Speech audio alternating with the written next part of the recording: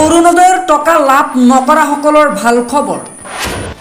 মাত্ৰ এটা কাম কৰিলেই লাভ কৰিব অৰুণোদয়ৰ ধন।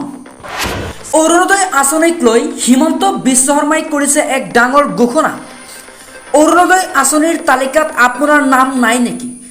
ৰাজ্যৰ 20,000 মহিলাই লাভ কৰা নাই অৰুণোদয় আঁচনিৰ টকা। 20,000 মহিলাৰ নাম বাদ পৰিছে তালিকাৰ পৰা। আধাৰ কাৰ্ডৰ সৈতে বেংক একাউণ্ট সংযোগ নাথাকিলেও কৰ্তন হৈছে নাম। এইকেইটা পৰিয়ালৰ দুগৰাকী মহিলাই লাভ কৰা নাই এই আঁচনি। হিমন্ত বিশ্ব শৰ্মাই ক'লে, অৰুণোদয় আঁচনিৰ পৰা বাদ পৰা পৰিয়ালক এই সুযোগ প্ৰদান কৰিবলৈ আহ্বান জনাইছে চৰকাৰে।